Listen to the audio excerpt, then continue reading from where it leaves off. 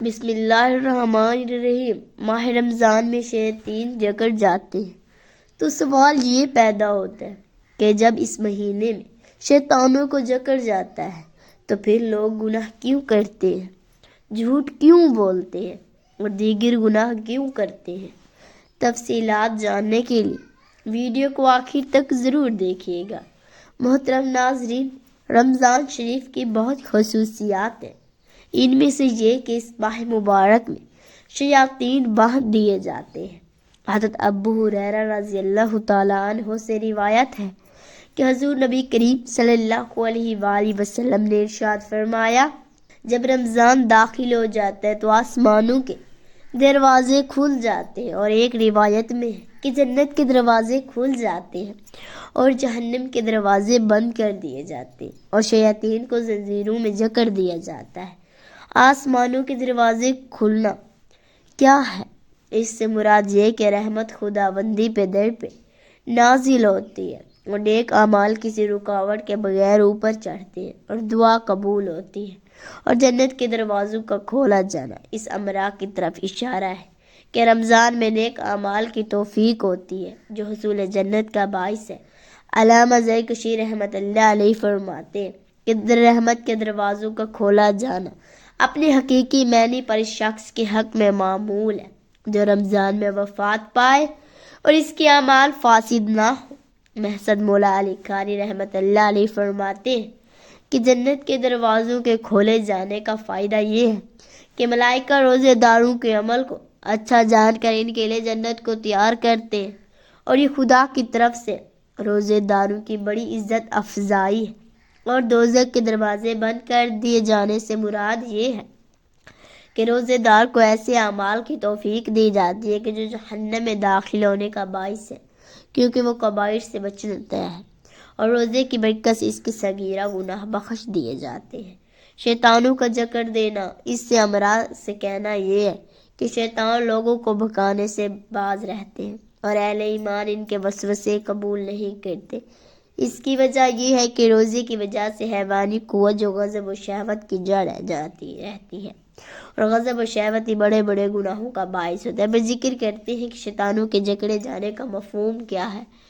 اگر کو ظاہری معنی پر معمول کیا جائے پھر یہ سوال پیدا ہوتا ہے کہ یہ بات بھی دیکھنے آتی ہے کہ بعض نافرمان لوگ گناہ کرتے دیکھے جاتے ہیں۔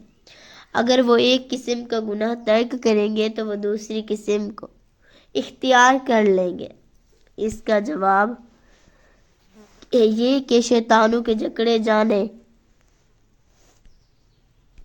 کی علامت یہ ہے کہ گناہوں میں محنت ہونے والے اکثر لوگ رمضان میں باز آ جاتے ہیں اور توبہ کر کے اللہ کی طرف رجوع کرتے ہیں۔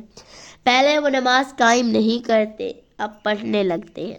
اس طرح وہ قرآن مجید کی تلاوت، ذکر کی محافل میں شریک ہونے لگتے ہیں، حالانکہ وہ پہلے ایسا نہیں کرتے تھے۔ پہلے جن گناہوں میں اعلان مشغول رہتے تھے اب اس سے باز آ جاتے ہیں، اور بعض جن کا عمل اس کے خلاف نظر آتا ہے۔ اس کی وجہ یہ ہے کہ شیطانی وسواس کے شریر نفوس کی جڑوں میں سرایت کر چکے ہیں، اور یہ بھی ممکن ہے کہ جیسے کہ دوسری حدیث کے الفاظ سے واضح ہے، سلسلۃ مردۃ الشیاطین، شیطانوں کے سردار کو جکڑ دیا جاتا ہے۔ ضروری نہیں کہ سب شیاطین کو جکڑ دیا جاتا ہے، اس کا مطلب یہ ہوگا کہ شیطانوں کے سردار ابلیس کو جکڑ دیا جاتا ہے، لیکن اس کے چھوٹے چپلے چانٹے نہیں جکڑے جاتے بلکہ وہ اپنے کام میں مصروف رہتے ہیں۔ دوسری بات یہ ہے کہ گناہ کا وقوع شیطان پر ہی مستحیل نہیں، کیونکہ آدمی کا نفس اس کا سب سے بڑا دشمن ہے۔ اگر کوئی یہ کہے کہ زمانے میں شر تو موجود ہے اور گناہ بھی مسلسل ہو رہے ہیں، پھر اس کے جکڑنے کا کیا فائدہ؟ اس کا جواب یہ کہ اس کی سرکشی اور طغیانی کی شوکت ٹوٹتی ہے اور اس کے ہتھیار کند ہو جاتے ہیں، اور اس کی بھڑکائی ہوئی آگ کچھ مدت کے لیے ٹھنڈی پڑ جاتی ہے۔ اور اگر ایسا نہ ہوتا تو خدا بھی جانتا ہے کہ وہ کیا گل کھلاتا ہے اور کیوں وہ اپنے لاؤ شکر اور چپلے چانٹوں کی تعداد پر مغرور ہے۔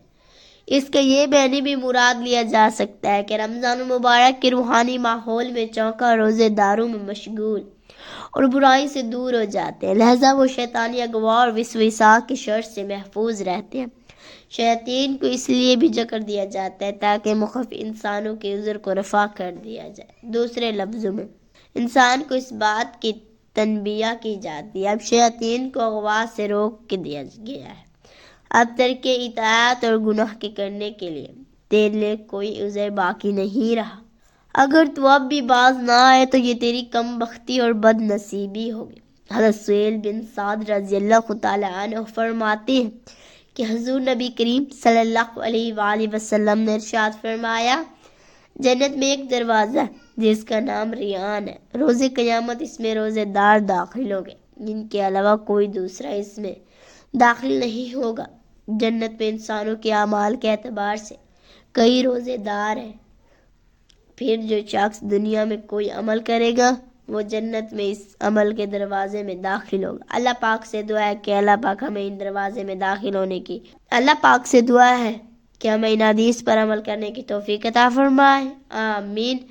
اللہ پاک سے دعا ہے کہ میرا پڑھنا اور آپ کا سننا اپنی بارگاہ الہی میں منظور و مقبول فرمائے، آمین۔ اپنا خیال رکھیے گا، دعاؤں میں یاد رکھیے گا، آمین یا رب العالمین۔ ناظرین کمنٹ باکس میں اللہ تعالیٰ کے 99 ناموں میں سے ایک نام ضرور ٹائپ کریں، شکریہ۔ اگر ویڈیو اچھی لگی ہو تو ویڈیو کو لائک اور چینل کو سبسکرائب ضرور کیجیے۔